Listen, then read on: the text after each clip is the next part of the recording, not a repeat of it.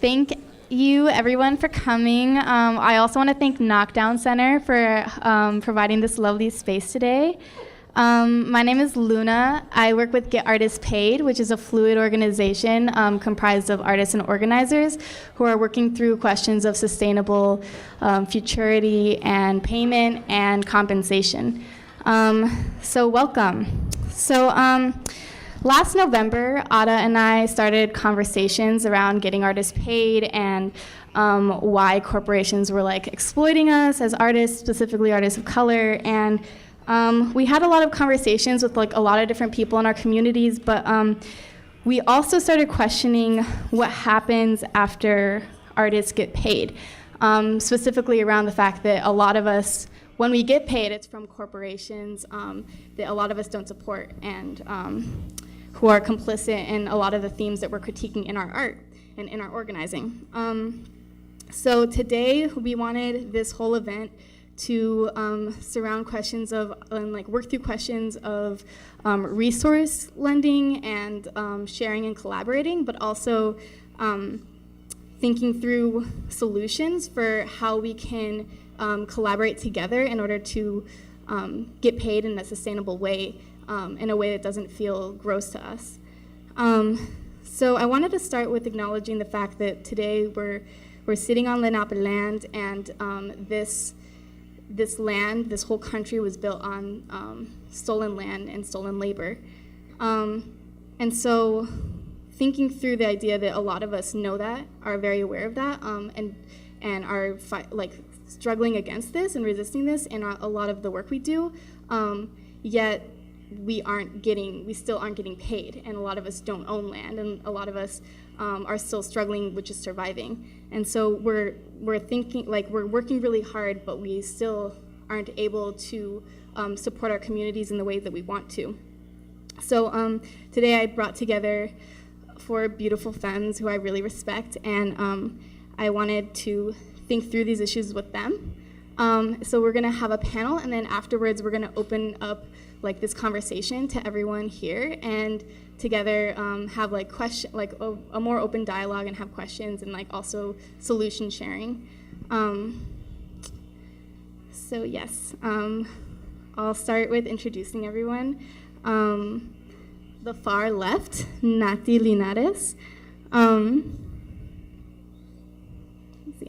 As a longtime cultural advocate and artist organizer, Nati Linares creates visibility for independent artists of color who are rebalancing the world.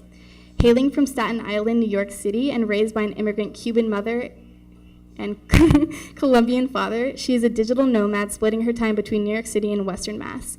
With over a decade in the music business, working with artists from Manu Chao to Bomba Estéreo to Los Racas y Zuzuka Poderosa, and festivals like New York City's Summer Stage, Santiago de Cuba's Manana, and the Afro-Latino Festival of New York City. She's worn various hats as a manager, producer, publicist, organizer, promoter, and more. She's also a proud collective member of Sacramento, California's Soul Collective, a center dedicated to arts, cultural, and activism. Natalia now works with New Economy Coalition to find sustainable alternatives to our world's economic systems. To her right is Sige Tafesi. The Seattle-bred, Brooklyn-based organizer, Sige creates healing spaces where people can learn and activate together. A performance artist, organizer, programmer, and multimedia journalist, Sige wears many hats in order to do the critical work that keeps our communities active and moving.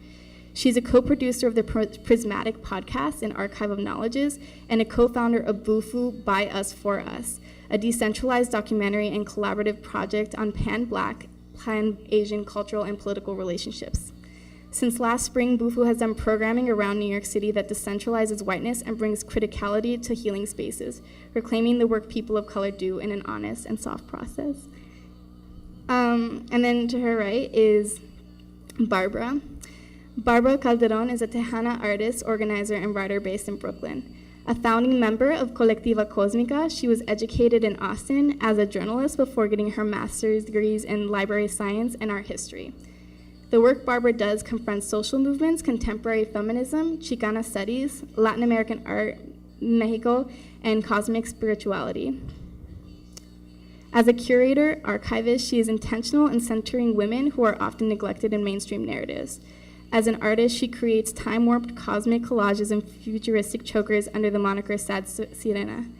Her journalism is hard-hitting and honest with in-depth critical pieces about identity, pop culture, and art, like a 2015 article on Chola culture and a recent piece on Instagram sensation Goss Shakira's meme collaboration with Gucci. Her work has been published in outlets including Remezcla, Vice, and Bitch Magazine. And then Suhaili. Suhaili, the Earth Warrior, Bautista Carolina. New Yorker by birth, Afro-Dominican by bloodline, Suhaili Bautista Carolina, otherwise known as the Earth Warrior, is an artist, educator, community organizer. Her recent work explores themes of power, Afrofuturism, and memory. Before joining the Caribbean Cultural Center African Diaspora Institute, as the Director of Public Programs, Suhaili served as the first engagement and education manager at the public art nonprofit Creative Time. She is the founder of the Afrofuturism book club, Black Magic, and has worked in various capacities with organizations such as Art Space, Focus, the Walls Ortiz Gallery, and the Brooklyn Children's Museum. Her photographic documents and writings have been published in Insight Magazine, United Nations International Museum of Women, and Caribbean Vistas Journal. She has enjoyed solo exhibitions at NYU and La Casa Azul bookstore. As of 2016, she is also a Weeksville ambassador and Summer Arts Residency Fellowship Scholarship recipient. So, let's give a round of applause to these amazing people. Cool. So I want to start with, like I said, a lot of us are now in this really intense time, kind of weirdly dysphoric time, and thinking through ideas of how are we going to pay ourselves, and how are we, but also continue the work that sustains us and makes us feel alive. Recently, Barbara, you had a piece in Remezcla that was about the meme account Goss Shakira and her recent collaboration with Gucci. The piece asked questions about why we blame artists for selling out when they collaborate with corporations, and it revolved around a central question, which is, how are artists supposed to survive without taking the gigs they're offered in an economy where all of the power players, those with hiring power and money, are corporations? So I first wanted to see if you could respond to that, and then maybe everyone else too. Thank you. So I guess just a little background about Goss Shakira. She's a meme maker. She's primarily an internet artist. Her work lives digitally online, and she doesn't really get compensated for the work that she makes, yet it's consumed widely on Instagram. And she has tons of followers, but there was no way that she was getting paid for it. So Gucci approached her to do a social media campaign, and for this one-time media campaign, she was hired, and there was a lot of pushback from people on the internet saying, oh, Goss Shakira, she's particularly a woke internet artist. She talks about the patriarchy, bringing down the patriarchy, and she, talks about depression and being non-binary Latinx person. And she lives in Canada. So in a way, it's kind of, it was, people came out and said, oh, this person is taking money from this really big corporation, as this woke person, it's really messed up. But at the same time, I feel like a lot of us want to be happy for somebody who's actually getting paid for the work that they've been creating for a long time. And so I just wanted to, in that piece, just explore what that means. I mean, that's kind of the central idea that we're here to talk about, is that we're struggling, a lot of artists of color who make work that is digital or, even physical work, we're not getting paid to the extent to where we can live off of our art. So, how are you going to hate on somebody who's getting a one-time gig from a corporation? But then we have to talk about what is the extent? How are we going to, at the end of the piece, I talked about like talking to a photographer from Vice who was considering working for Trump, you know, like how far do we go? Like, I mean, of course, like that's over the line. I think most of us would agree that, you know, we're not gonna go that far, but so yeah, where do we cross the line when there are no alternatives? But I mean, there are alternatives, and that's what we're here to talk about, and we kind of really want to talk to each other about these alternatives, but also, you know, get some feedback from you all to maybe discuss and imagine like different realities where we can get paid, you know, in a way that working with each other so that we can, you know, sustain ourselves as writers, as content creators, as digital artists, as, you know, physical artists. Yeah. Sure. Is this where we respond?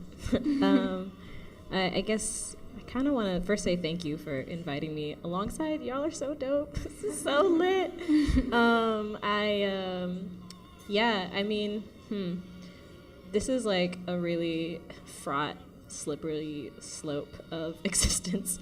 Yeah, I'm also like really interested after we talk about this some more to like share solutions with y'all. Like I really want to hear what else y'all are up to here in the crowd and also amongst us, because I think we like this space is really exciting to me, because I think oftentimes like we've been like my collective and the folks that I've been working with, it's like we've been learning as we go, like learning through trials and like being taken advantage of in a lot of different ways, and like not really understanding how we're being consumed and why people want to give us money or want to put us on until it was like too late.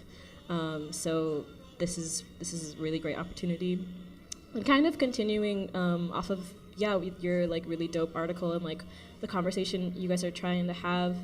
I mean, it's interesting, like the collective I work with, we don't like get approached by a lot of like corporate folks or people who like are interested in investing necessarily in our work, but people really enjoy consuming our identities, because we're all like queer, femme, and non-binary folks, and we're like, you know, like cute little like people who like, oh, we're so adorable, take pictures of us and like say nothing about our work. So the kind of offers that we get that we're always trying to figure out are like press offers, and the thing that's kind of, we were talking about this earlier before we kind of got started, is that we really didn't understand how press worked. We've been covered by like every single version of Vice, like all of their little like companies that I didn't realize was Vice. Like what, I don't even know, like there's like Creative Project or whatever, then there's like this other one, the ID is a part of Vice, which I didn't know, and then there's just everything. There's so many of them, and they all have written about us, and every single one has written a different thing and like called us completely different things. Like our first thing was like we were written and called like a New York City POC garage party throwing crew, which was really strange because we did throw parties, but we like, it was like during a month of programming where we had like 115 programs and 6 of them were parties. So, and then we also got called, like, we were like curators, so like that's cool. None of us know exactly what a curator does, but we do seem to do things where we invite people to do things, and I guess that means we're curators. And just like all kinds of like everything. We were called a teen feminist collective. None of us are teenagers.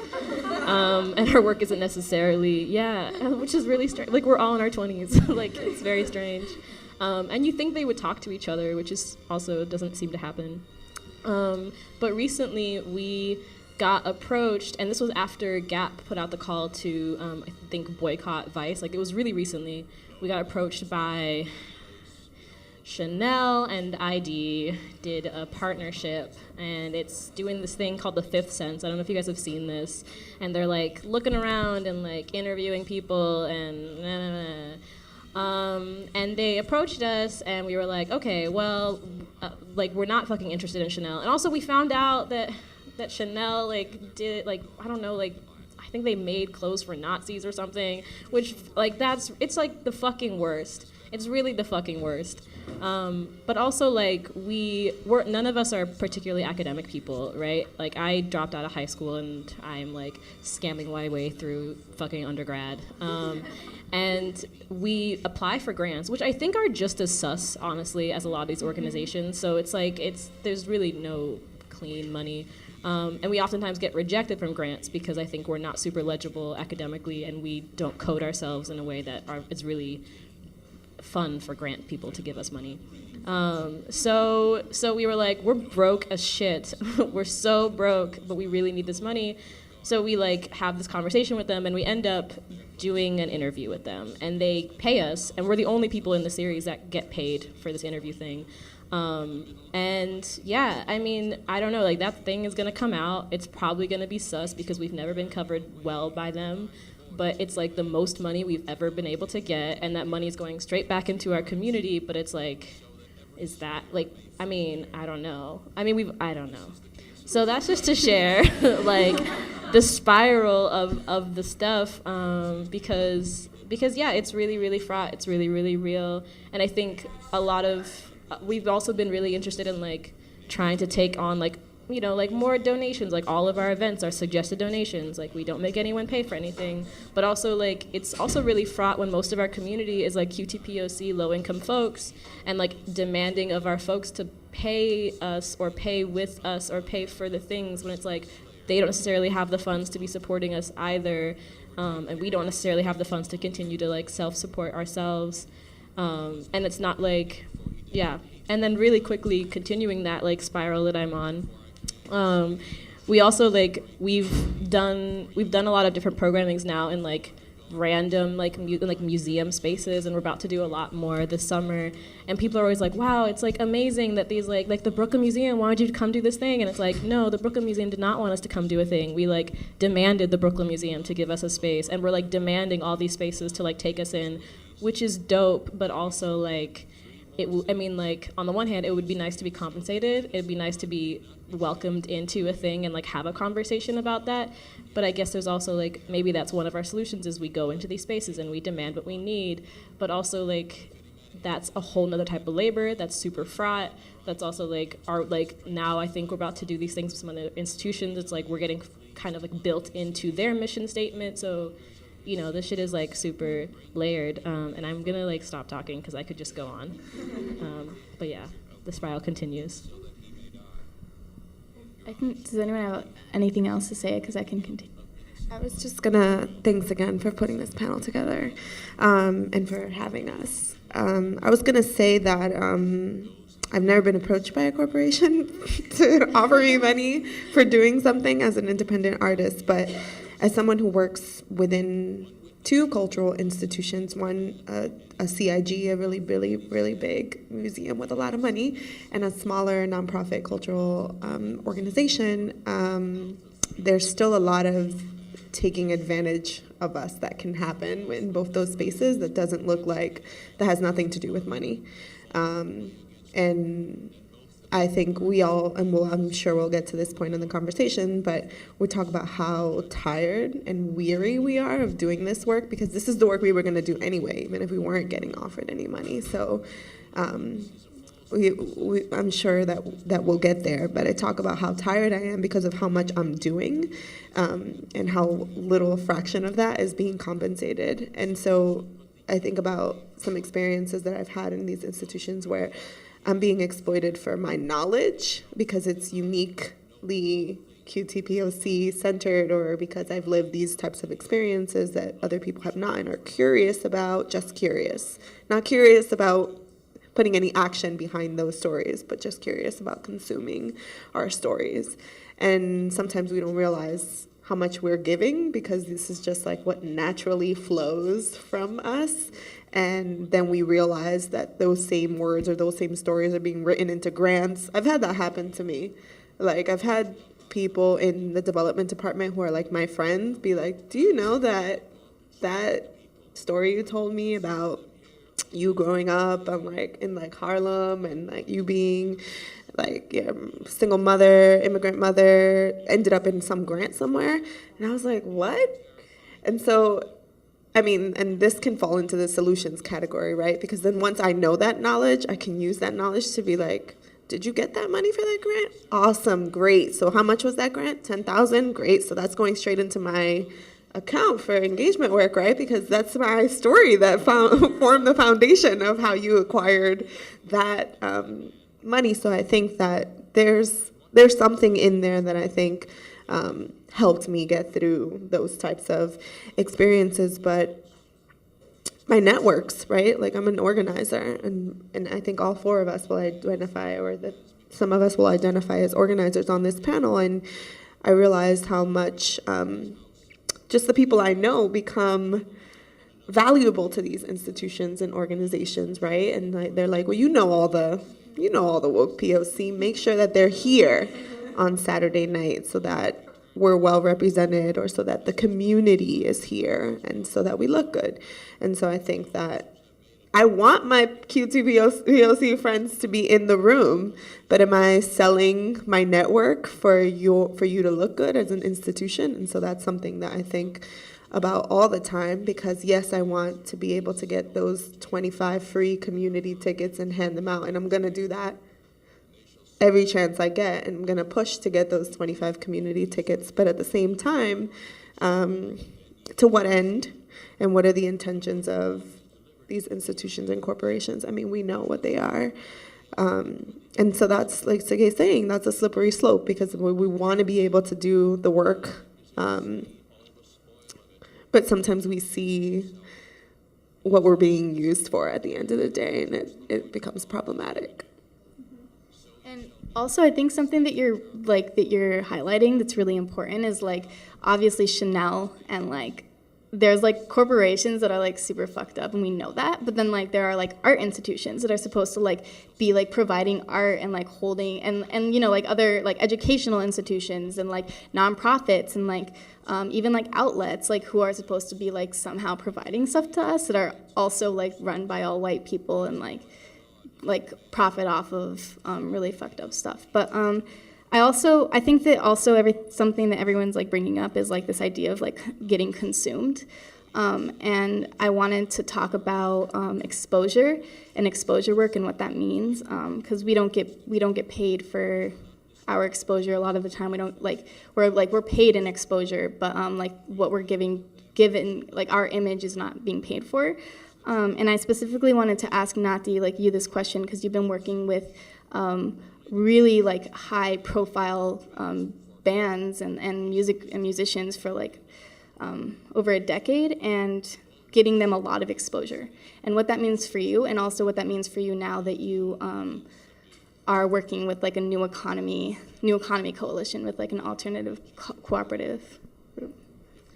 Hey everybody. Well, I think my story is that I saw the innards of the music business and the media business, and I saw how corporations were paying bands for these huge opportunities, and I think we're still in process, like the jury is still out of what that'll mean. But, you know, I can give a very like specific example. Los Racas, I don't know if you guys are familiar, Afro-Latino band, have made it in everything from NPR to the New York Times to, they were the first Latino group to have their logo on a sneaker, Puma. You know, this is before a lot of other bands, you know, you see Ghetto Gothic on Nike, for example. Los Racas were doing that like 5 years ago. And then you see, because of, yeah, well, we're not gonna go there right now, but, you know, I see where I'm going is like I've seen the innards and I don't want any part of it. And you see where these bands are now, and it speaks for itself. You know, you have Justin Bieber putting out a tropical beat, you know, last year that's #1. I would say that that's directly correlated with a lot of work that these pioneering tropical Afro-Latino groups were doing a long time ago. So I saw that, and I did not want to continue to get used. It's great. My portfolio is fly, right? New York Times, NPR, that's great. But I didn't want to keep being that person that people went to for the cool tropical, cool diasporic stories. Although, I mean, it's still happening. I don't know if you guys are familiar with the band Chicano Batman. They just did a big Johnny Walker ad, right? So it made, everybody was kind of talking about these systemic issues, and I'm not mad at Gosh Shakira. I'm not mad at Chicano Batman. I'm not mad at Los Tracas. I'm mad at the game. Like, you know, when are we going to identify that this is a systemic thing? So this is when I went off and joined Soul Collective, which is a collective in Sacramento that's led by a woman of color, Estela Sanchez. Has been around for 12 years. This month, they just bought their building with the help of their neighbor. Big up, 12 years. So it's not sexy, this work. I think a big point I want to get across is like, yeah, you're going to apply for these fellowships, you're not going to get them. Yeah, you're going to be doing these experiments with your group, and it may not go over well at first, but if you're doing it consistently for a decade, 12 years, 13 years, Stella has been quietly away in her little block in Sacramento, grinding, and now they own their space. No one will ever be able to kick them out of their space. They've been putting on artists of color in Sacramento for over 10 years. So as someone who I think is an older person on the group, I want to get that point across, is this shit is not sexy. Community, community, community, right? I'm doing a lot of cooperative work now. My job is to basically build a narrative around worker co-ops and like why that is the future. And you know, it's hard work. I'm learning a whole new world. I'm bringing my experience as a cultural organizer to try to tell these new economy people, you're not gonna have a new economy if you don't have a new culture. We need to start networking these cultural spaces. So one of the initiatives that I'm working on this year is finding the soul collectives all over the country and starting to network them. You know, again, not sexy, not gonna be covered in Vice or ID, right? It's communities. You're dealing, you know, you might have to be selling the tickets at the door that day, and it's not sexy, but I think we have to start going that route, and I urge you all to, there's stuff happening in New York City yesterday. I don't know if you guys are familiar with the Cooperative Economics Alliance of New York City. They're literally a network of worker co-ops in the city, you know, and they're underattended. Their events are underattended. They need some fly designers. You know, the marketing needs to be sexier to build trust. And so I think, you know, I'm not indicting anybody. I think we're just at the beginning of this reawakening, this moment that Luna kind of referenced of, you know, Trump, of all this moment is just making us realize that we need to, we really need to believe in the power of each other. And that sounds really cheesy, but I've seen it with my own eyes working with Soul Collective. And other spaces that I think are bubbling up in New York City, like Mayday Space, if you guys aren't familiar with, get involved with them. So I don't know if I answered your question, but I don't hate the player, I hate the game. So let's really like address these systemic issues. I think the concept of use the media, don't let the media use you is really important. And I think that's what Chicano Batman is actually doing with the Johnny Walker ad. Yeah, because their latest album, Freedom is Free, that's what it's called, right? It's super political. And yeah, I mean, take that money, but you know, maintain your message. Make sure your message is still on point, you know, and go as far as you can. I mean, we hope, I mean, we can talk about if that's sustainable, but for now, like, you know, let's use that if we can. Also, when we're talking about like all of these, Nati and I were talking earlier about like possibly like aggregating, coming up with some sort of resource for everybody to access, where we aggregate all of these co-ops, where we talk about the organizations that are doing the work already. There we go. Directory. That just came out this week of all the worker-owned co-ops in New York City.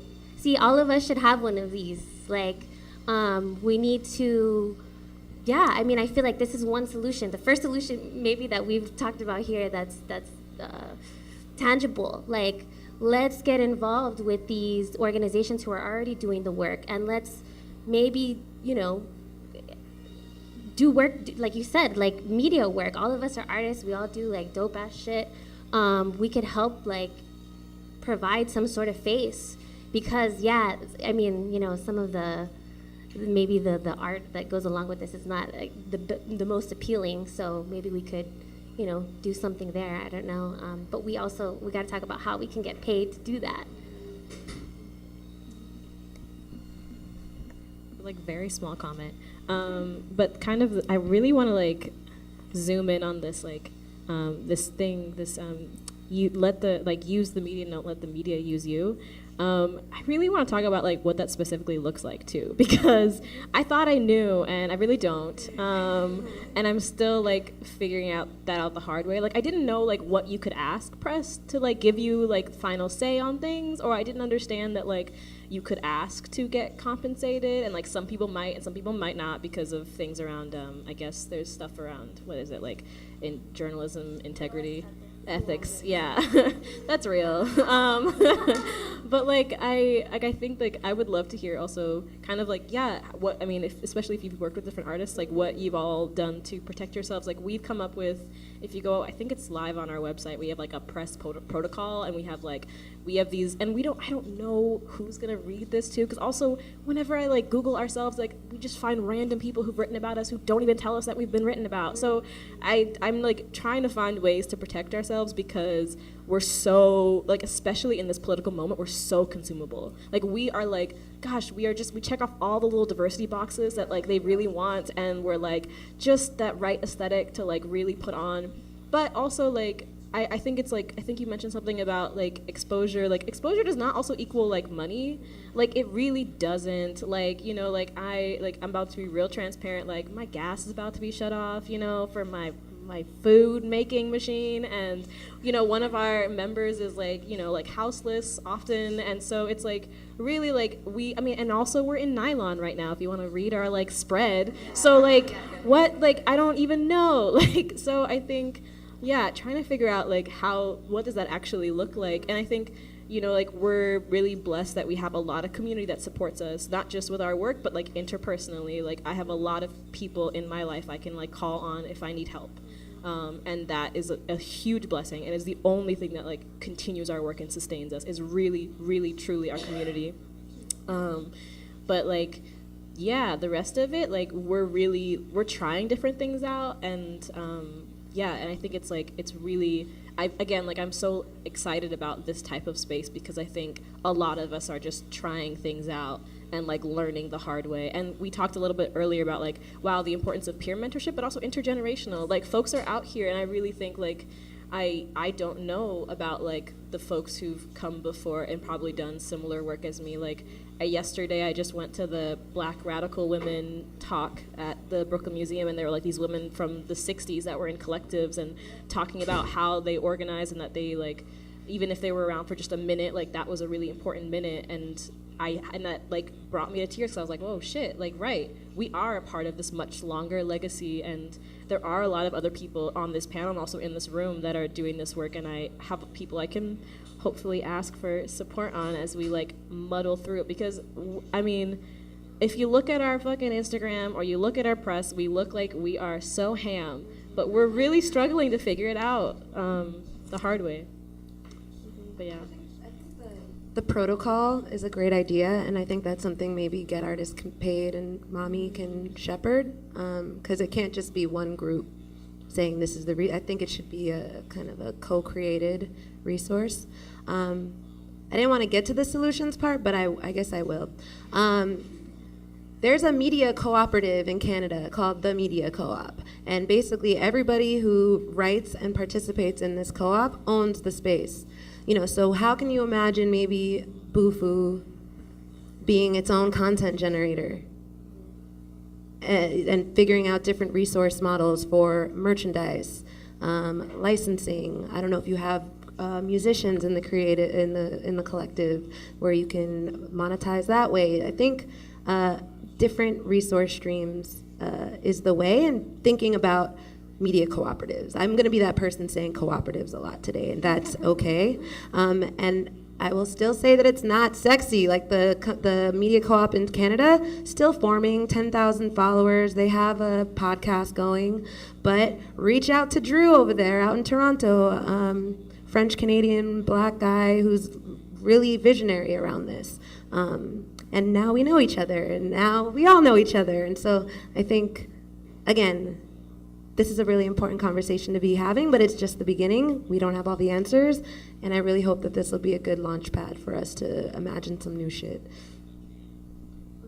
I'm also really quickly, Grace. No, go ahead. Just a really quick response to, I think we talked a little bit about this before the panel started, but a lot of us, because we're community organizers, and like I came up in a lot of activism spaces, like I think it's also like we really aren't primed, I think, for this like conversation around money very well, especially because like if you come up in activist organizing spaces, it's like you're asked oftentimes to like sacrifice yourself and not expect to be compensated. And so I think that is, definitely the mentality that we went in was with this, talking about the project Bufu, like that's what we started the project with. It was we never thought about necessarily taking care of ourselves because we were really interested in the political project of the work, and that like drives the work. And so I think it's like, and that's really beautiful, and I think it shows in what we do. Like we really try our best to be as thorough politically as we can, and like the work is good, I think. But I think it's also like we never thought about the press. We never thought about sustaining ourselves and like how that actually is a real ass thing. Like it's hard to do this work and then not have your gas on. Like it's hard, like it's not sustainable. Like it's really truly not sustainable. So I think that is like a part of, I think, this problem. And also as femmes, like I think it's real easy to take on this labor and not expect to be paid well. Like it's real easy to be like, oh, I'm gonna just do this, and like not even think about the financial consequences or like the resources that are needed to sustain you. Yeah, I fuck with that a lot. Bear with me, this story is gonna sound like it doesn't make sense, but I'm taking an herbalism apprenticeship. And it's been like one of the most important journeys that I've been on, just because I've always had a deep relationship with plants, but never understood the science or the spirit of the plants. And just, it's like a reawakening. And the fact that it's facilitated by a woman a black woman in Brooklyn who like knows her shit and has done her studies is all the more important to me. But we were talking about, the way the class is set up is that every chapter is done through a system of the body. And last week we studied the liver. And she taught us that the liver is attached to your fears. And we talked a lot about fear, and the liver is ruled by the planet Jupiter, and Jupiter is supposed to be the adventurous planet. It's the biggest planet. It's the planet that like urges you it kind of like pushes you out of your comfort zone and makes you want to be bigger and bigger and bigger and bigger. It doesn't care about how fearful you are of things. And we started talking about issues of the liver and why women have so many liver issues and gallbladder issues. And it's because of the fear that she's connecting this to the fear that we carry, and was posing the question, why are we so fearful in the country where there's most abundance? Like, why are we working from a place of scarcity and low resources? And why are we afraid that there's not enough for everybody? Why are we afraid to ask for what we deserve, for the work that we know no one else is doing? Like, I was telling, Nati was asking like if there was a community engagement person at a certain museum, and I was like, there's not that many community engagement people at any museum. This is like a brand new revolutionary role. And if you ask someone at a museum, they're just now getting on to like, oh my God, the people that come here, they matter. We should probably ask them what their issues are, and like why they're coming here. Can they afford to be here? Do they need something in order to access the arts? Is this an affordable price range for a ticket for someone of your income? Whatever. This is like a new day. And I know that we've been doing this work for so long, and my mother has been doing this work and never called it organizing work, and she's been doing it, and her mother was doing it too, and it never had a name and it never had a title. And so we know we're the ones. And yet when we're being asked to do things, it's almost like I can't ask you for what I know that I deserve. And so that's a question that I sit with often, is how come I want to return to myself, not in a blaming way, but in a way that investigates why I'm fearful of asking for what I deserve. And then I want to make a point about consumption. So I'm a photographer, and I just took this really amazing class at the Brooklyn Public Library, who really has their shit together these days. Their programming is so on point. And they did this 3-part course called Vision and Justice that was led by Sarah Lewis. Sarah Lewis is a Black professor at Harvard, which I think is really important to say. And she teaches like art history and photography. And she was talking about the importance of the image in swaying like Supreme Court justice cases in this country. She went all the way from Frederick Douglass and was like, Frederick Douglass was the first person to write about the photograph and say, the photograph is going to change the way you see someone. And that might be, the photographer the artist has all the control in deciding whether you will see that person in a positive light or in a negative light. And that really sticks with me as a photographer, because I think I've stopped creating images because I'm nervous about how they'll be consumed, and I want to be more intentional about what I'm saying, who will eat that message, how that message will live in history. Like, now that we can take pictures so easily and we can put them out there so easily, I feel like we've shed a little bit of that responsibility in knowing what that image can do and how powerful it can be when it reverberates out into the world. And I think about that because sometimes when I'm producing an image, I need to be thinking about putting it in a place that will regard it as sacred as I do. And so I was having a really good conversation with Jessica Lynn from Arts.Black. And if you don't know this publication, it's a really, really amazing publication. And I wrote an essay, and she was like, where do you want it to live? And I was like, I didn't really think about that. I was just gonna like shop it around and see who wants to pay me to like take this essay. This is like what we do.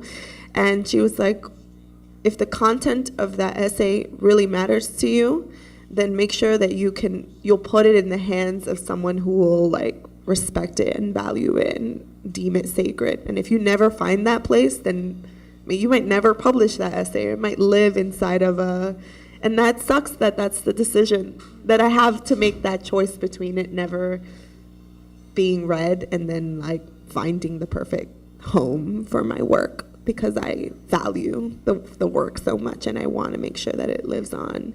And I think that's another question, and I just keep throwing out questions with no answers, and that's fine. But I think that it's sort of, I think it's something that we grapple with and we really, really struggle with, and these decisions are having to sacrifice something so sacred to you because you want to put it out there for the coins, or you want to put it out there so that folks can read it, and it needs to like, that this work needs to live on, but you have to make a choice, Thank you. I wanted to first respond to some of the questions, like being a journalist. I think that, and what you were saying, Zuhaili, was really powerful, because I think that like something that Gab is trying to figure out is like how we can like literally like normalize this idea of like, yes, ask for money for interviews, and like ask for, I think it was actually on your press thing, like have like you had like have like a person of color write the article, don't have like a white person, and I think that also if you like normalize like asking them, even if they say no, like if we all asked every single time, like it would become a thing, and then like they'd have to start grappling with the fact that they have no people of color writing like in the office, or all their writers of color are freelancers who aren't getting paid enough or whatever. So I think that that's important, but I also, what you're saying, Zuhaili, I think also really resonates with me, because I did want to like talk about like how do we keep our work safe but get paid for it in a world that's like not safe. So yeah, if you wanted to answer that really large question, and also thinking through the ideas of how the fact that like it's like easy for us and our bodies to be commodified, like not only our aesthetic and our image, but also like what we're saying.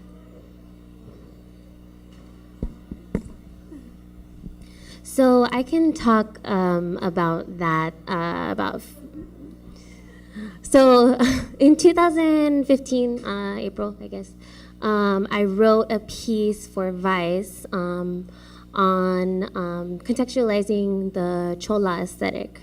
And I wrote it for Vice, and that was not, my first choice. Well, now looking back, I'm like, fuck, why did I write it for them? Because for me, it was a very, very, very important, very special piece, because I was talking about my upbringing, and I was talking about my family, and also talking about just, very big culture that is completely fetishized, completely exoticized, completely appropriated in fashion, in just everywhere in pop culture now. And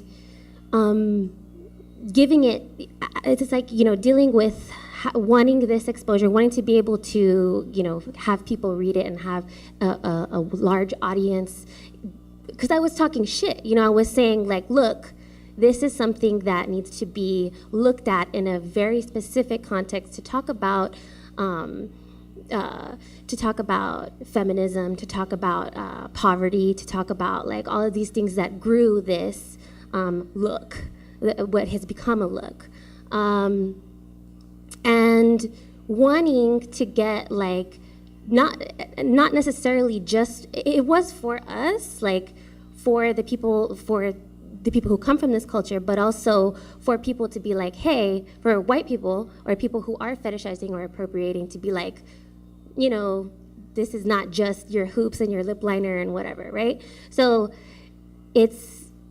I didn't want it to be, like when I look back, I'm like, it did what it did. I published it there, and it did go to a wide audience, but at the same time, like I'm exposing it to, you look at the comments and it's horrible, just like people saying such horrible, but I guess that's everywhere, right?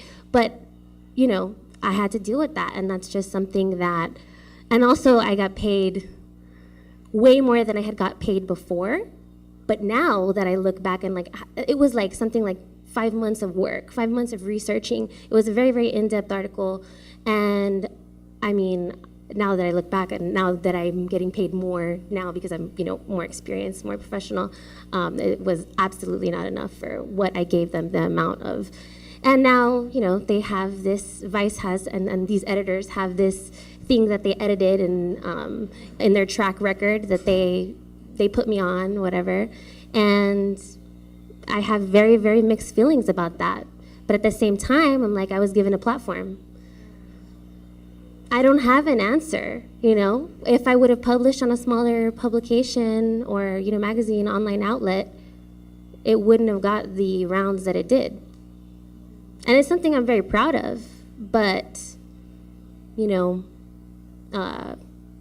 but also, like I said, there are mixed feelings. But like, who are we trying to like? I struggle with this so much, but it's like, who do I want? Do I want to teach somebody when I'm putting these articles out? Like, am I putting this out so I can be like, listen, this is really the history of this. So like, pay attention, respect my shit. In the case of this article, or like, do you think you reach your intended audience? Vice spread it, and like, you think that the people that you wanted it to reach, do you feel like those people got to see it and read it and like, cause. Well, yeah, I did. So, like, there were people who came to me. It was actually a really beautiful experience for people who grew up in that culture to reach out to me and be like, you did this justice, you told them, like and you did it well. And I was like, my heart was bleeding, after that, because I was still, an early writer, always learning, to get that kind of like gratification or, just like feedback from your community to be like, that, for me, it was worth it there, because it was that reception was wonderful, like, but I mean, yeah, I mean, in that way, I don't know. Yeah, go ahead. I think, again, like, I think, I don't mean to, I don't want to discredit our work, like, because I think, yeah. But, I think sometimes I think we're, like, I can be sometimes naive. Like, I'm learning the hard way, right? Like, I keep talking about that, but it's really true, because I think a lot of, like, the work that I think I do oftentimes, and the work that, like, I guess I'm talking about specifically Bufu right now, because it's the project I'm, like, working on the most, and it's, like, in my life all the time. It's, like, really specifically geared to our community. Like, we don't think about necessarily teaching people outside our community about this conversation. Like, we're very interested in, like, creating work for QTPOC, specifically. Creating spaces for centering QTPOC. Like, that's at the heart of it. And that's really lovely because we do, like, and our, even, like, how we present, like, it's just, like, it's, like, for our folks. But I think we've also kind of learned the hard way because it's like, well, everyone can see you, right? Like, everyone can find access to you. And, like, even, like, again, like, when press started covering us, we never really thought about, like, okay, so this is going to change our audience. And also, like, there's a thing, you may have seen it if you watch HBO on Viceland. We became, like, a commercial for Viceland and, like, safe spaces. And it's real gross because, one, we didn't know that's what they were going to do. They, like, interviewed us at the space. Someone else brought this crew. And, yeah, they cut the entire thing about the content of our work and turned us into a very litty fucking commercial for safe spaces, and it's gross. And a lot of it, I'm, like, upset and sarcastic, and they cut my face, and you just hear my voice, and I sound like Daria. Like, I don't sound like that. Like, if you know me, like, you know that I'm, like, upset if you hear my voice. But anyhow, so that's a thing. And if you look at the comments, similarly, it's a fucking shit show. Like, those comments are, I don't live on the internet very often, too. Like, all of my work is really, like, in with people. Like, I'm learning the internet the hard way. Like, it's just not my life, and I really appreciate people who do live on the internet, but I can't. So, like, I learned the hard way. Also, like, SJW is a thing, and so people were, like, calling us these things, and I was like, I don't know what any of these acronyms are, and, like, there are insults that are just going over my head. And on the one hand, like, we did get a lot of really lovely people hitting us up, being like, wow, this is amazing, it was so great to see this, and, like, sending us these, like, really affirmative messages and, like, wanting support with work they were doing in different parts of the country. And then we also got, like, we got messages like this dude who, like, wants to crucify himself at our events, and, like, I'm serious, like, would like to show up and, like, do things, and, like, I'm just like, who are you and why is that your takeaway from our work? And so it's, like, it's a range, right? And also, like, the, like, people who are in the room have changed too. Like, I, like, see a huge difference from, like, prior to us getting press and our community coming, and then, like, afterwards, and, like, really strange, like, weird, like, white dudes coming who, like, don't care about the work but, like, think this is, like, a cool thing, and, like, are, like, hipster gazing at my life. And so, yeah, so I'm thinking a lot about also, like, audience, and, like, I don't know how we keep ourselves safe, because I think I don't want to teach necessarily, like, white cis dudes who don't give a fuck about me and my community about my life. Like, I don't. Like, that's not the center part of my work. But also, like, I can't stop them from finding me and, like, consuming me. I don't know how to do that. So I think part of it is, like, I don't know, yeah, we're trying, and, like, also, like, this summer, like, if you came to our space that we had, like, really thorough community, like, space agreements that were, like, really naming what the space was for, and, like, we asked people at the door, like, when you come in, like, take a look, read it, if you have a problem with it, leave. And they were, like, really, really, really, really thorough. They were a lot. And that helped, I think, with the physical space. And we also, like, referred back to it. Like, I know a lot of people here probably have used community agreements. Like, it was useful for the space. And I think that's something that we're also thinking about developing as we, this next summer, are, like, entering different spaces. Like, how do we, like, if we go, you know, to, like, the Brooklyn Museum to do an event, like, how do we have these, like, agreements, or, like, something that's physically in the space that says, hey, like, here's what the space is for, here's the politics of the space, like, if you aren't cool with that, please leave. And then just kind of, I work a lot on faith, you know, like, I just have faith that, like, okay, we're doing the best we can. I'm a hope that you're a decent person and you're gonna read this and it won't get weird, and we don't have to, like, have this, like, altercation or whatever it happens to be. But, like, online, that's a whole different world, right? Like, I think, again, like, I think we try to be as specific about, like, who the work is for and what it's about, but it's a forum that like I'm still learning. Like I can do it a lot better in person, but yeah. How about media agreements? Why don't we come up with a list of 10 Demand Progress. Do you guys know Demand Progress? They have a culture wing called The Spark Magazine that's run by Downtown Boys. Like, let's make an agreement that for the next 6 months we'll pitch Spark Magazine to cover ourselves. It's not as sexy as Nylon. It doesn't feel as good on the portfolio, but why don't we try that? I think I like this idea of community agreements. I think we need to start shifting towards media agreements and being really intentional about that. Not to try to tell you all what to do, but. I mean, just to respond to that, like we do have press protocol. The thing is, and it's working, it's a work in progress, but it's also like, I think for us, it's also realizing that we can't stop people.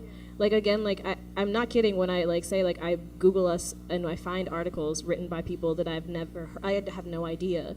Like, I mean, I don't mind it. Sometimes they're cool, and sometimes they're really whack. And so it's also just like, I don't know how to stop people. And I also am really not interested in making the work inaccessible to our communities. Like, I'm not trying to get people to like have to have some like secret password or like know this code word to find us or have to pay, God forbid, to like access us. Like, that's also a thing. It's like, how do we stay accessible to our folks, but also like, yeah, because we do. We have demands like of what kind of people should cover us, and we have lost like media opportunities, and like people have been like fed up with working with us. Like we were supposed to do a whole like video thing series with Nylon that fell the fuck through because we were like, here's our demands, and they were like, y'all are a lot to work with, bye. And so yeah, which is real. So it's like it's hard because it's like, it's a lot easier if you like are in the room and you're like, hey, you're being violent, please leave. Or like, this is not how this space is working, go. Versus like, hey, like here's our agreements online, here's like a really thorough breakdown of what we want and how we'd like to be represented, please respect that, and like kind of hope that it gets respected, and realizing that oftentimes it doesn't. And like also like some people think they're respecting it, like like some people like really truly think they're doing, like they get it, but they don't. And so it's also just like, that's a real ass thing too. Yeah. Yeah, and I think thank you so much for everyone for talking, and I think that like something that needs to be like more in the front of our minds is like, I like grew up, I've never not known a world with internet, and so like that's so important. And Barbara, like that piece, I like Googled, I was trying to find a thing about why I was like weirdly upset when I saw people wearing nameplate jewelry, and I think I like had messaged you about it, but I Googled like Chola culture appropriation, and like it came up, and I don't think if that was like written for like even like La Liga, which is the outlet that I help run, but if it had been written for like a zine or somewhere where like it had felt really safe and like for the community, I wouldn't have been able to like Google it and have it be like the first or second search that came up. And like in terms of like growing up in Albuquerque, New Mexico, where there isn't really like access to a lot of the conversations that we're having right now, and like access to the spaces that we're having right now, and where I always like felt like there wasn't that much like the pop culture is like weird there, but like being able to like be on Tumblr and like find stuff really easily and Google stuff like is so important to me. So in a way, like being in Nylon, like that's, I mean, like I also think it goes to like we have to legitimize media outlets that aren't like run by like white men, and like Nylon and Teen Vogue are still run by white men, even though they're for like women or whatever. But I mean, yeah, so I think that that's important. And then like also thinking through how do we like recognize that the exposure sometimes is helpful to even our communities, but like working with that and like working through new processes. So this is like the solution part of the panel, because we have like 20 minutes left, but I want to open it up for people and to hear what people say, and also to hear from you guys, like what are your solutions for yourselves and for your own communities.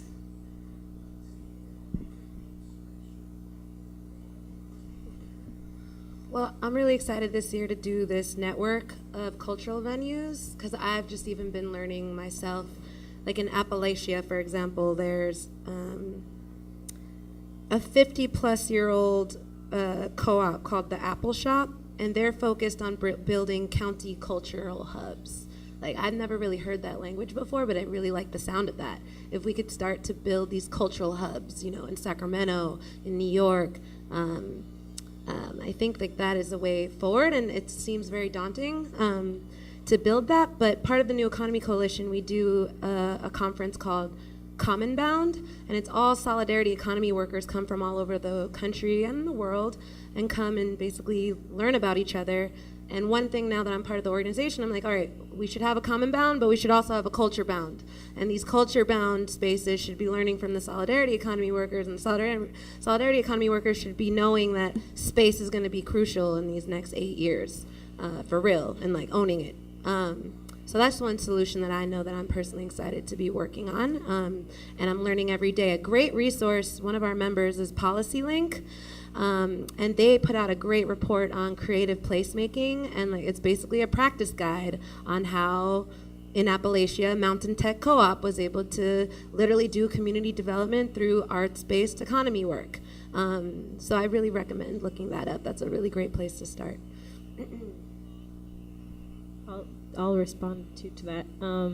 I feel like, I mean, again, like I'm like, of course I'm like spiraling in questions, but I think we've been thinking a lot about just like autonomy and just like having, like we're like, you know, like we also create content, and we're not interested in like necessarily partnering with any like large corporation or news thing. Like we just want to be able to like have, like we're just really interested in trying to figure out our own autonomy. And it was really great when we had like the opportunity to kind of like demand and take over a space for a minute, because it was also like having the autonomy to do like our own programming and also like actually be able to set the politics of the space. And now this summer we're trying to do like a kind of like a month of programming looking at collectives and collective organizing, and like I'm gonna talk to all y'all and anyone else who's like interested, but and we're trying to go to a lot of different physical spaces, and part of it also is like kind of an experiment because we're like demanding spaces from people. We're like, okay, so like this thing has value and our community has value, and like give us the space, because if you say you're a cultural institution or whatever the fuck you happen to be, like give us your money, give us your space, here's our demands and here's how we're taking it. I'll let you know how it goes, because like it's also like really fraught, because a lot of the spaces that we're going into have really good intentions and sometimes often like really dope people, but it's also like I don't want to get written into grants, you know? And I also work at a museum right now. I'm going to be done next week. And like, I don't want to be a snitch, you know? Like, I don't want to be in these spaces, but also like, I would like the resources. And if you say you're out here as a cultural institution, like, do your job. So I'm really interested in like, how do we, as we enter these spaces, like keep ourselves safe, like really take those resources, and how do we like, yeah, have autonomy? Like that's kind of, I think, at the focus of I want to add, like a lot of the inspiration with Soul Collective stuff was, I went to Brazil maybe 7 years ago, and there's a gentleman down there who has a network of public spaces, nightclubs, cultural spaces, and it is a viable network in Brazil where he's able to tour bands and artists.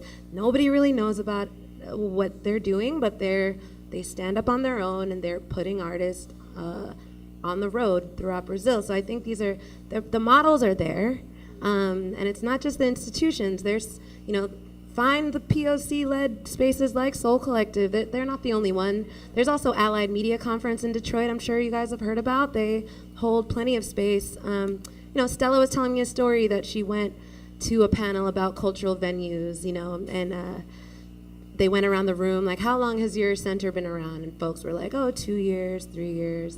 And Stella, you know, and in that moment realized, like, wow, I've done this for 10 years. And I have not really ever been connected with other folks. So I think we're in that process right now through these spaces. And I hope that will, please hit me up about that network. Really, I also like bouncing off that, and I'm gonna pass the mic on because I can go on forever. Like bouncing off that, and also responding to what you're saying about Googling on the internet and like finding your article. Like I also am like thinking a lot about really fraught and sort of important dangers of visibility. And like I also am like part of the reason we're strategic, like we're also trying to do things at like smaller spaces like Mayday potentially, and like Power Plant, and like these smaller spaces, and also doing things at Brooklyn Museum and other larger institutions with the hope that also people are able to see it that maybe would not access our conversations or our community. Because also like I don't know how interested I am with necessarily like the like dope and important, because again we don't get enough spaces for QTPOC, but also like I don't necessarily want to further like the like sort of like circle jerk of like us in our community in our corner having this conversation, and like that being super inaccessible because of like language and space, and like people just not hearing about it because they don't know about these places. So like balancing all of those things and still having autonomy and resources and surviving. And I'm gonna pass the mic on. So okay, good. No, related with that, because I hate to keep bringing it to Soul Collective, but they're just such an inspiring model to me. They in Sacramento partnered up with the big museum, the Crocker Art Museum. So they're not just circle jerking in their space, they also produce dope events and are able to get a resource stream going that way. So I think it is a balance right now between getting the coin, paying your gas bill, because you have to pay your gas bill and survive, but also doing the work to live your values on the side. And it's possible. And if this conversation was a year ago, I would be a lot in your boats, because I was a struggling freelance publicist, but through the experience got myself in this position to have a full-time gig, but it's taken 10 years to put myself in this position. So I would say, like, I know it's not sexy, but patience and keep sowing these seeds and these networks. I'm sowing the seeds. I'm trying to. I work like 5 different jobs. I'm a freelancer. So, I mean, I gotta just keep going, doing my community work with my art collective, Cosmica, and also, possibly writing for smaller publications, independent publications. But I'm still gonna have to take that money from, I'm not working with Vice right now. Hopefully not. But maybe, who knows, I work with the Remezcla a lot, which is an independent publication, and I do a lot of my work there. But, if NPR hits me up, I'm probably still going to do that, I also wanted to just bring up, because we talked about it, a lot of the people in this space here, we got to talk about, this space, who's listening to this conversation. A lot of the people who are vending out there are not able to come and witness and listen to this, and they want to, but they can't because they're vending, because they're trying to, make that money. So that's something to think about. Who gets to take up space, who gets to listen, who gets access. And I think that's cool. You have to take that money from. I think that you can balance your participation in all spaces if your intentions remain pure and authentic. Period. If I know that I'm writing for Viceland, but I'm writing with the intention of clarifying something, clarifying a narrative, doing the research, putting the work out there, and I know who my audience is, I think that's a valid, reason to be doing something and to circulate a publication that will get its shine in all the spaces. I don't have to work at these major art institutions, but I set my intentions before I came in that space.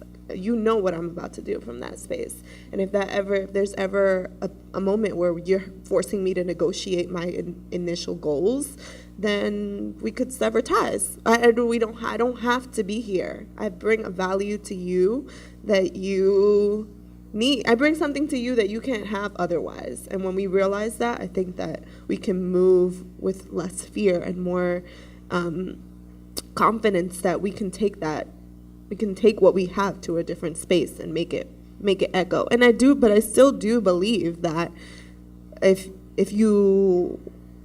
you have the opportunities to participate in all the spaces, like Sage, you're making up a really good point about being at the Brooklyn Museum and then being at Power Plant and making it all work, because your audience is going to know what's real from not real. I think that this is what we do. We've always known trickle-down community engagement is something that's real. If a big corporation wants to come do something cute in your neighborhood and you're like, I see you, Coke, or I see you, Pepsi, no thanks. I've seen communities do that, and I've been at organizations where I represent a large institutions and a large institution, and people will be like, "What are you here for?"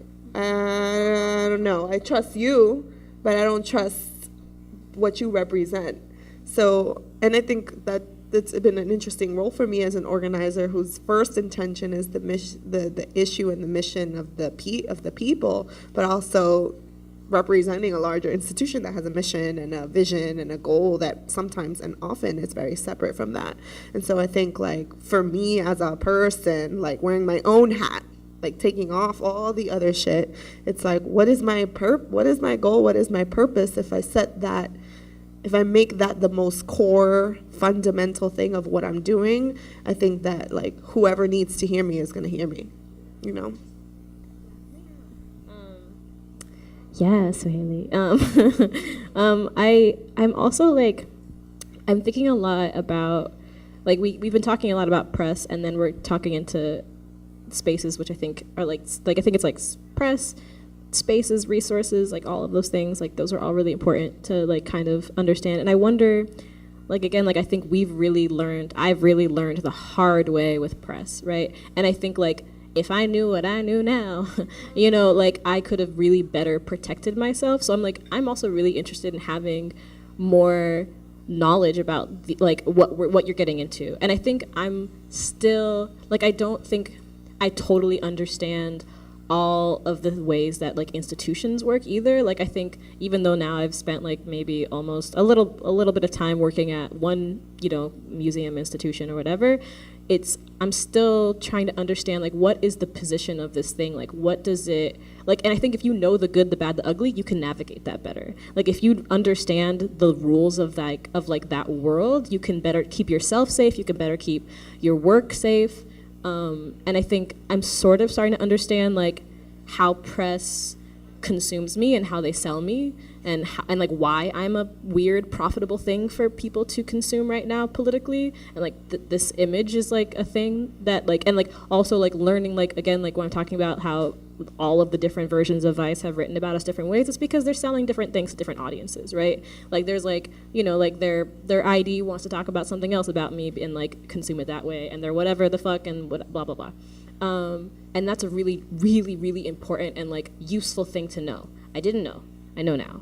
And I think I'm kind of, like, I'm feeling similarly about, like, institutions, right? Like, I don't necessarily really, I think I'm starting to understand, but I don't think I necessarily really understand, like, what do these museums represent in this world? Like, what systems of oppression are they participating in so I can take care of myself? Like, I didn't get it. Like, I didn't get when I first started working at this one space that, like, what my body meant there and, like, what my knowledge base was. Like, when you're talking about, like, your community getting tapped and, like these different things, like, I don't think I understood that. And I think that that's a really important type of knowledge to have. Or even if I go and we do this work in, like, a community center, or I don't know, we're not going to, but, like, if I did it in a hotel or whatever it happens to be, like, it's, like, I think also, like, we need to have a really deep understanding going into these spaces, like, what these spaces are getting from us, and also, like, how they function in these larger systems, because that's my homework right now, I think, in the next couple months of building, is, like, and, like, forever, right, is, like, continuing to understand, like, what are these worlds I'm jumping into, and, like, yeah, what do they really want from me, and, like, how am I participating in that, because only then can you, like, finesse and keep yourself good, and even with money, I don't know, capitalism. Okay, I need to have homework. I hope you guys are taking notes, because there are folks doing organizing around that. On the institutional level, there's Women of Color in the Arts, led by a woman of color who's a longtime manager who's trying to build that knowledge of how do you work within an institution in the arts. So I highly recommend you follow what they're doing, sign up, become a member if you work in the arts, Women of Color in the Arts. And then on the media side, there's the Media Consortium. They're an 80-plus member independent media network that is trying to figure out these questions as well, and figure out how do we best use that network to answer some of these questions. And then a new organization that just formed, well, I would say it's more like a listserv, but it gave me a lot of hope that this kind of listserv is coming around, is the Radical Communicators Network. which is basically a bunch of communications and journalist folks who are like, all right, we have a lot of power as communicators. And so now it's a very dynamic space going on right now as a listserv. So you can join all these spaces: Radical Communicators Network, the Media Consortium, Women of Color in the Arts. And again, I think maybe this should turn into some kind of document or something. Thank you so much. And like I said earlier, like this is totally just the beginning and Gap, and all of these people are working on this. And so not only will it turn into a doc, which we already have 100 docs that you guys can all access, but I think a greater conversation that we can have with each other. And I think also one of the takeaways that I have is like really demanding stuff from institutions and outlets, and yeah, all of these things. So thank you so much. Clap for everyone. Again, thank you to Mario for doing videography, and thank you to Knockdown Center, and please enjoy the rest of the day. Well, we're done. We're out of time. Oh, sorry, we're out of time. But thank you. Really, really important. I just want to say I have a 2,100 square foot space in East Williamsburg that I hope like everybody in this room is like aligned on the same page of what you can use the space for. Come and talk to me and we can use the space for free, or a sliding scale, we'll figure it out. Give it to me. And then second thing, I really need to commend everybody that's any sort of community organizer or artist. Like, I know the weight that comes with feeling like you need to do something for a community, and also feeling like you have to be a spokesperson or educator on behalf of the things that you're doing. So thank you so much for that. The thing that comes to mind the most is about disempowering the image in some way. They want you to be using Instagram, they want you to be being on Facebook and like taking photos of yourself, and they want to exploit the fuck out of that.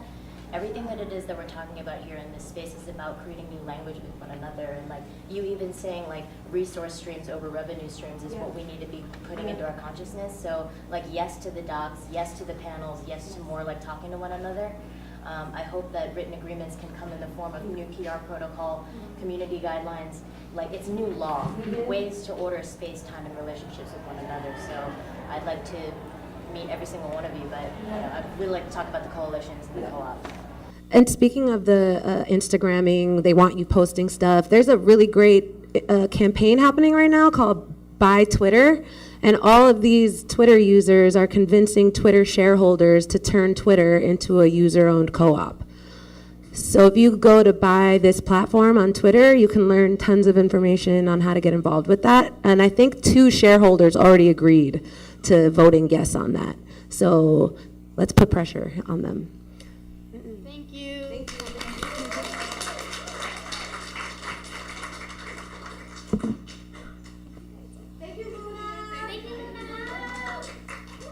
Hi everyone, thank you for being here. I'm Allie, and I'm one half of MAMI. But anyway, thank you so much for being here.